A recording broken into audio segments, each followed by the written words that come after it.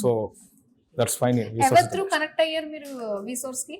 మా fathers friend, Okay. So అట్లా contact share అయ్యి విసోర్స్కి వచ్చి.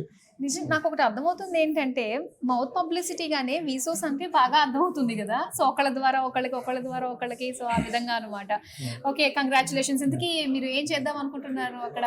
నేను ఎంబీఏ. ఏ కోర్స్? ఎంబీఏనా? MBA. ఓకే, సో ఫ్యూచర్ లో ఒక ఎంటర్ప్రెన్యూర్ అవ్వబోతున్నారు అనమాట. సో చాలా మందికి ఎంప్లాయ్మెంట్ ఇవ్వబోతున్నారు.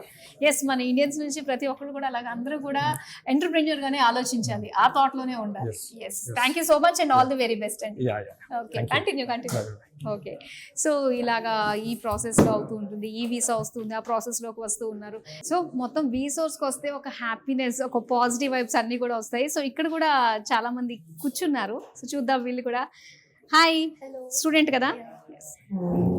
మీ ఫాదర్. హలో అంకుల్, నమస్తే.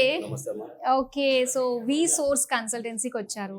మీకు ఇప్పుడు ఏ స్టేజ్ లో ఉంది మీది ప్రాసెస్? నెక్స్ట్ వీసా ప్రాసెస్ ఉంది. నెక్స్ట్ వీసా అయిపోగానే ఫ్లైట్ ఎక్కేసి వెళ్ళడం, జామ్ అంటూ యూకేలో ల్యాండ్ అయిపోవడం.